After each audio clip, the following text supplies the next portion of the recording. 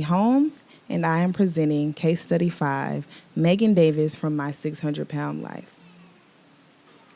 The client, Megan Davis, is a 24-year-old female who is single, living with her mother. She is Caucasian and her main language is English.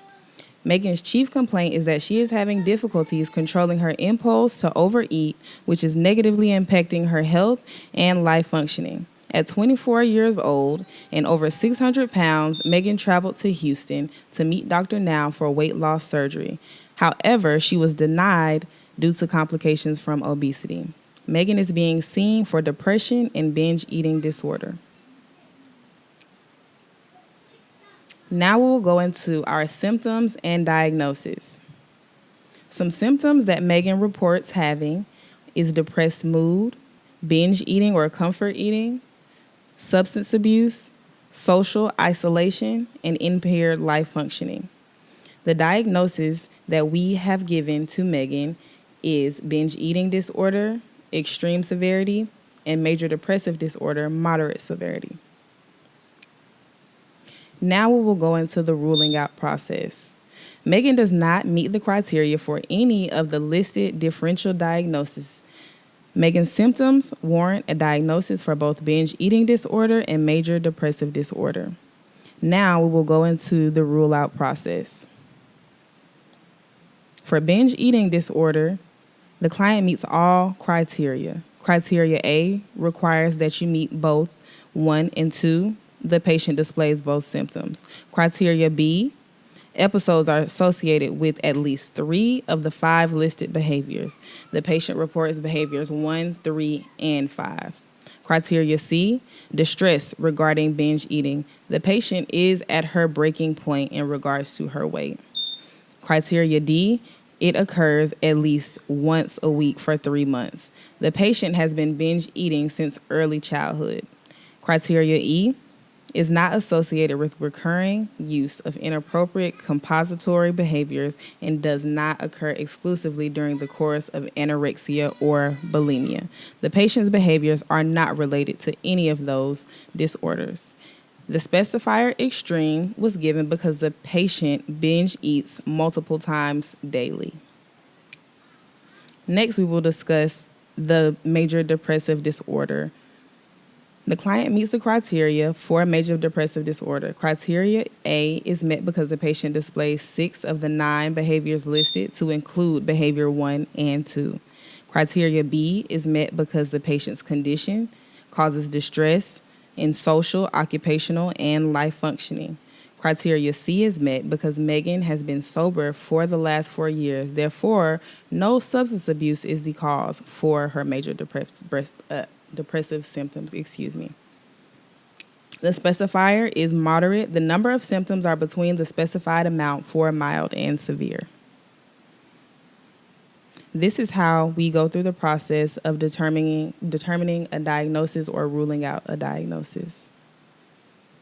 Other focuses of treatment is first, medical conditions. It is reported that Megan is taking several medications due to her poor health.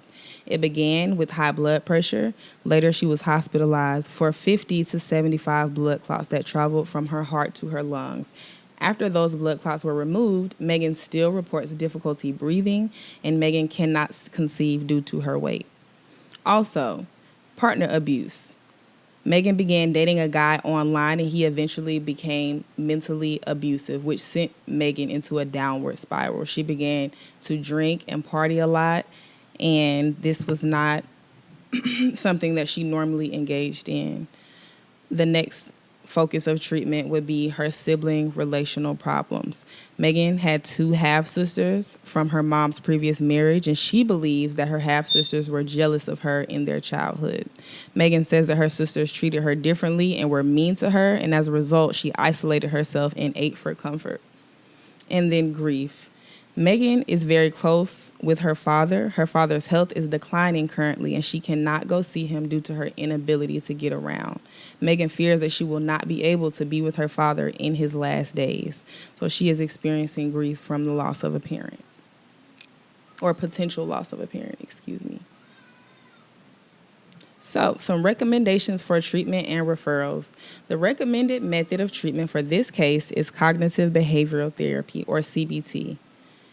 Interventions for obesity include a combination of diet, physical activity, and lifestyle changes. Megan will be challenged throughout her treatment plan to make changes to those three factors. The clinician also can refer the patient to a weight management program. One local program is 1513 Wellness and Weight Loss Clinic here in Columbus, Georgia.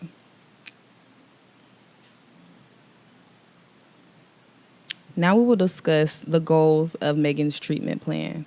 Goal 1 is to improve her overall health.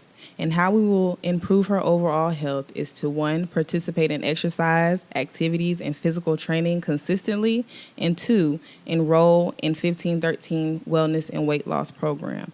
The target goal for this is immediate and ongoing. Goal 2 is to reduce the occurrence of binge eating episodes.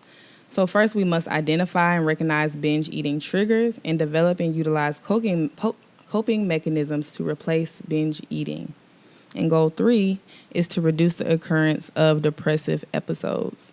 So in order to do that, we must maintain the healthy lifestyle changes developed through the weight loss program, through therapy, and through self-control, and also to actively participate in weekly therapy sessions for 6 months.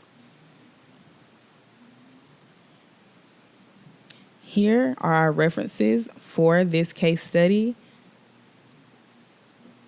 Thank you so much. Good night.